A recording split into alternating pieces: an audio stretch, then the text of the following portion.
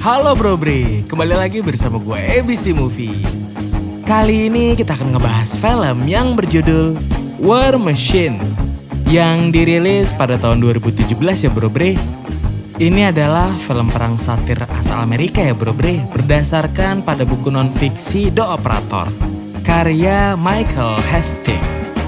Di mana kejadian dalam buku itu berdasarkan pada Jenderal Angkatan Darat Amerika Serikat Stanley McChrystal yang salah dalam menangani perang di Afghanistan.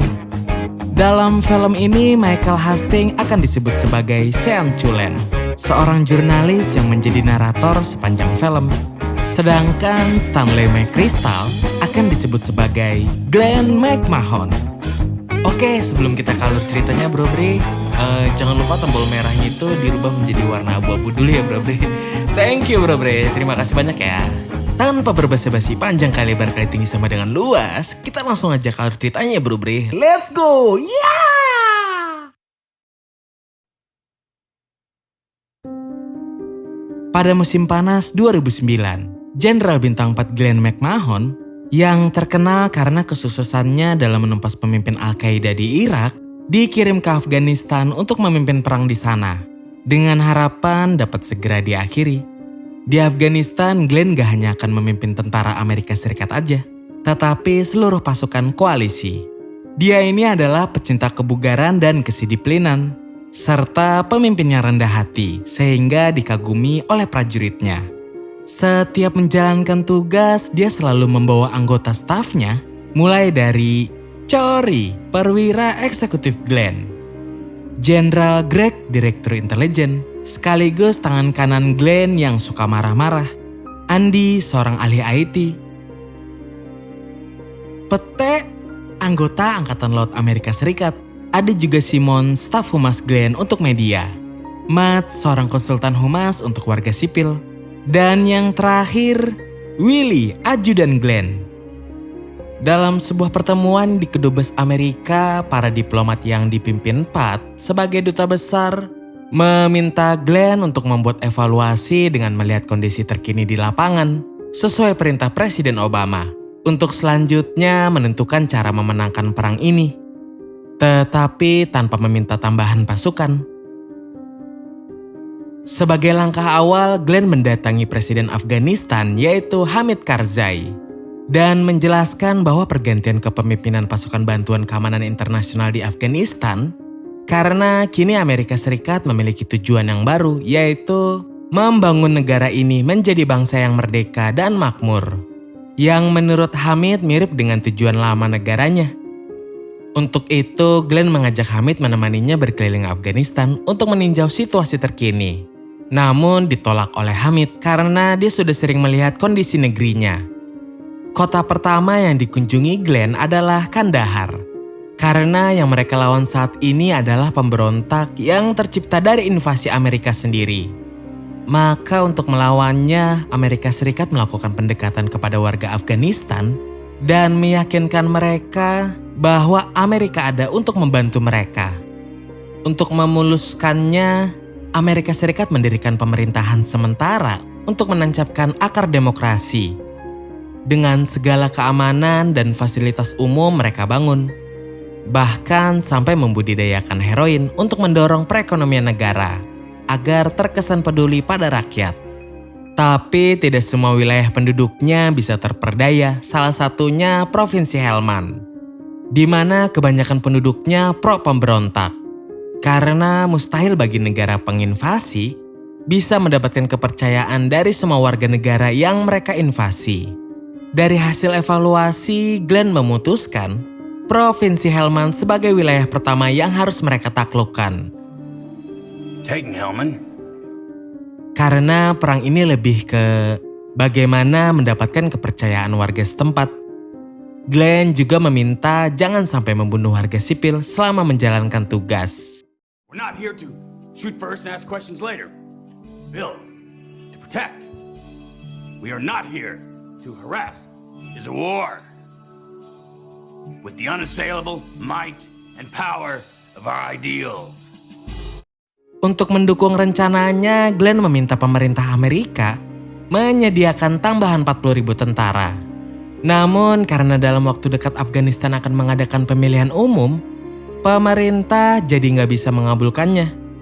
Singkat cerita, karena belum bisa menjalankan rencananya, Glenn yang melihat sekelompok prajurit muda yang sedang murung akibat akan dikirim ke wilayah berbahaya, memutuskan untuk ikut dengan mereka sambil melihat kondisi di sana. Kebanyakan dari mereka masih bingung dengan tugas sebenarnya, di mana mereka disuruh membawa senjata sebagai tentara, tapi tidak boleh menggunakannya. Karena para pemberontak dan warga sipil sulit dibedakan. Sementara mereka sendiri harus menahan rasa takut karena bisa saja warga yang mereka temui adalah pemberontak yang siap membunuh mereka. Di hari pemilu Afghanistan, Kapten Badi Basim, seorang anggota Tentara Nasional Afghanistan, bergabung dengan staf Glenn sebagai perwakilan rakyat Afghanistan yang diharapkan dapat mengambil lebih banyak simpati rakyat sipil. Kemudian setelah pemilu usai, ternyata Pat dan Ray ingin mengadakan pemilu ulang karena ada indikasi kecurangan yang dilakukan Hamid sebagai pemenangnya. Glenn yang jengkel karena laporan evaluasinya akan tertunda lagi, meminta Badi untuk mengutarakan pandangan rakyat Afghanistan tentang pemilu. Ternyata kebanyakan rakyat Afghanistan masih asing dengan demokrasi. Sehingga jika pemimpin mereka masih hidup, kebanyakan rakyat akan tetap memilihnya. Itulah kenapa menurutnya Hamid kembali menang. Namun pemerintah Amerika Serikat tetap kekeh akan mengadakan pemilu ulang, sehingga Glenn tambah jengkel. Going to a runoff election. Jesus H. You're telling me that's not gonna be until after another goddamn election? Sudah kehabisan kesabaran, Glenn diam-diam membocorkan laporan evaluasinya ke Washington Post dan mengatur wawancara dengan media 60 minutes. Sebelum memulai wawancara, Matt menitipkan sebuah pertanyaan kepada reporter. Pertanyaannya itu adalah, sudah berapa kali Glenn berbicara dengan presiden setelah dikirim ke Afghanistan? Tujuannya agar Glenn bisa segera bertemu dengan presiden. How many times have you spoken to the president since you've been here? The president once, by video teleconference. Why is that? The leader of U.S. forces in Afghanistan, and you have spoken to the president once in 70 days. He's very busy. Akibat wawancara itu, Dick, seorang diplomat Amerika Serikat, memarahi Glenn karena menyudutkan presiden.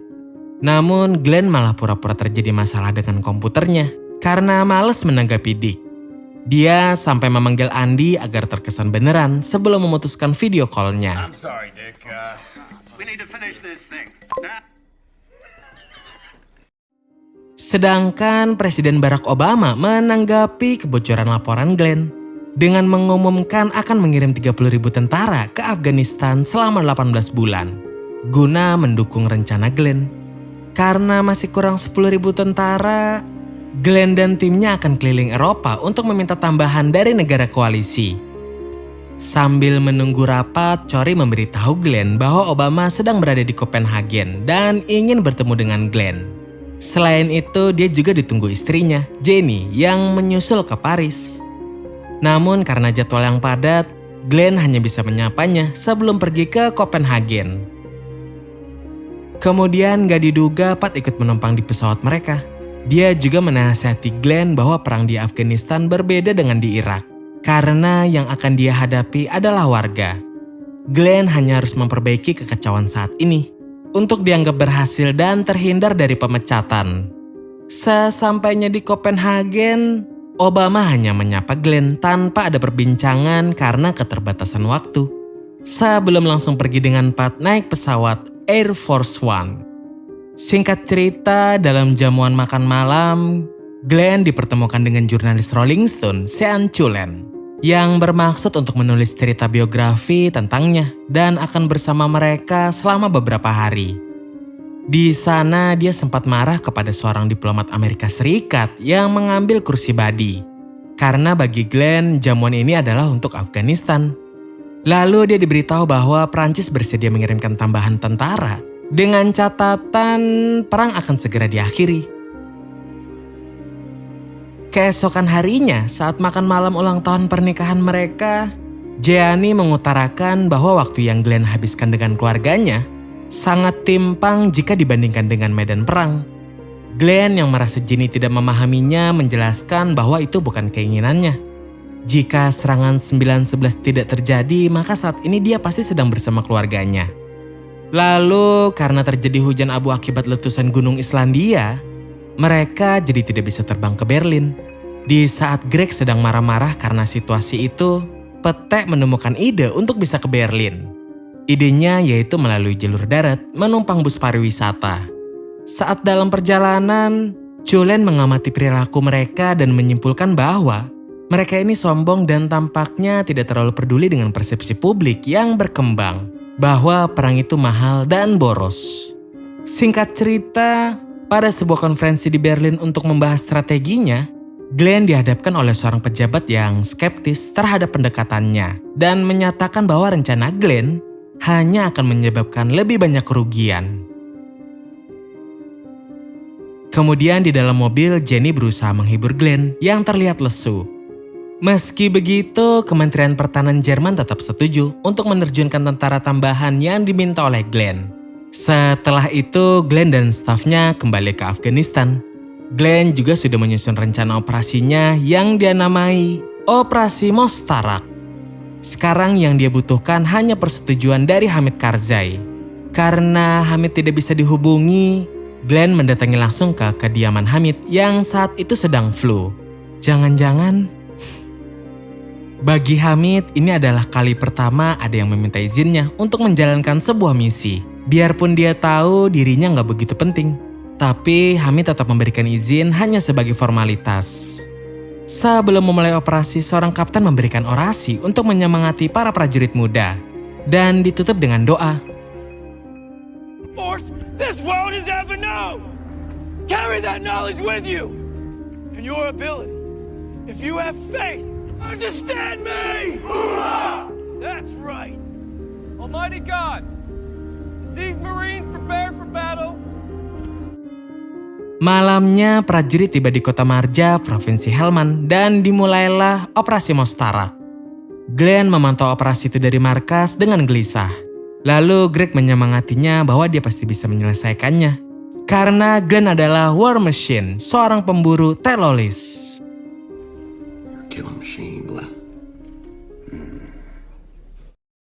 Di lapangan kita diperlihatkan Ortega memimpin skuadnya memeriksa sebuah desa. Sebelum sebuah tembakan mengagetkan mereka. Chole juga berusaha membalas dengan menembak seorang warga tanpa senjata yang langsung dicegah oleh Ortega. Lalu mereka mendekati sebuah rumah yang menjadi asal tembakan. Saat memasuki halaman rumah, ternyata nggak ada siapa-siapa. Ortega pun membawa beberapa anggotanya untuk memeriksa ke atap rumah dan mengecek kondisi di sekitarnya. Tapi tiba-tiba, Trey terkena serangan tembakan yang langsung dibalas oleh mereka. Chole juga berhasil menembak granat ke arah penyerangan, namun dibalas dengan ditembaknya Varenberg.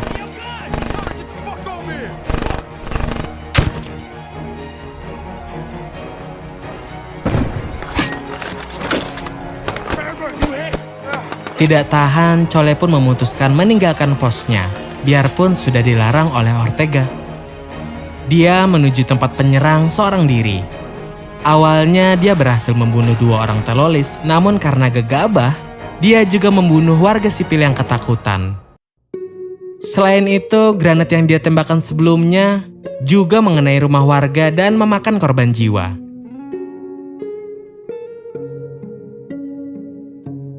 Ortega nggak habis pikir kenapa keluarga itu masih bertahan di rumah.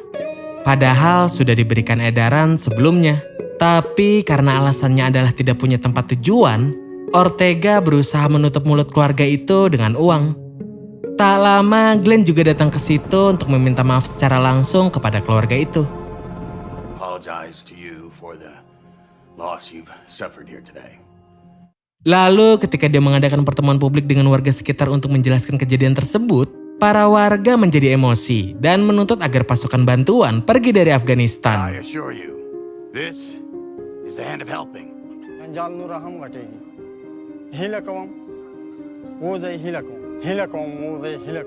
Longer. The worse it will be for them when you leave. So please, leave now.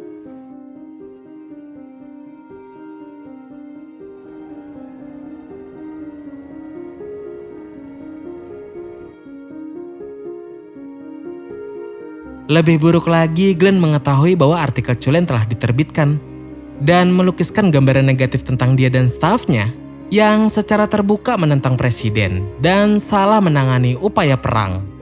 Para stafnya saling menyalahkan dan bertengkar sebelum ditenangkan oleh Glenn yang merasa karirnya sudah tamat.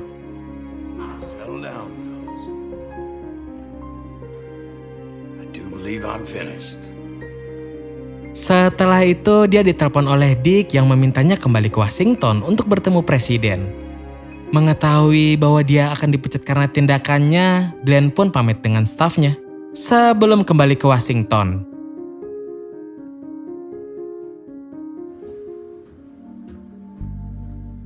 Dan kemudian mengambil pekerjaan sebagai konsultan sipil. Setelah kejadian itu, Cullen merenungkan konsekuensi artikelnya. Mencatat bahwa dia berharap jatuhnya Glenn McMahon pada akhirnya akan meyakinkan pemerintah untuk berhenti menyerang negara-negara asing dan mengakhiri perang di Afghanistan. Namun respon pemerintah hanya menugaskan seorang jenderal baru untuk menggantikan Glenn McMahon. Tomat. Gimana menurut kalian tentang film ini, Bro Bre? Menegangkan dan melemaskan, ora?